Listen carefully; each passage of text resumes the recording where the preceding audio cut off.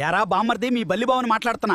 నేను మీ మీద పడగానే అరిష్టం అరటికాయ దోషం దొండకాయ అంటూ భయపడే వాళ్ళ కోసం అసలు నిజాలు ఈ రోజు కక్కేస్తాను. చివరి వరకు చూడండి. నేను నా పని నేను చేసుకుంటూ ఏ దోమనో ఏగనో పట్టుకుందామని ట్రై చేస్తుంటాను. ఆ కంగారులో ఎక్కడో నా గ్రిప్ మిస్ అయ్యి కాళ్ళు జారి టప్మని మీ నెత్తి మీదో భుజం మీదో పడతాను.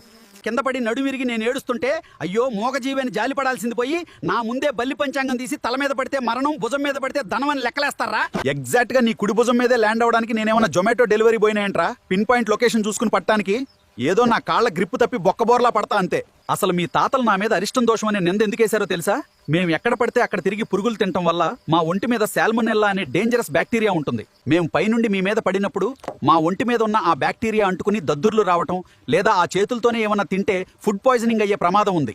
అందుకే మీ బద్ధకాన్ని వదిలించి మీ చేత బట్టలతో సహా తలస్నానం చేయించడానికే ఈ బ్యాక్టీరియా కాన్సెప్ట్ కి కాస్త దోషం, అరిష్టం, ప్రాణగండం అనే భయాన్ని యాడ్ చేసి మిమ్మల్ని భయపెట్టారు.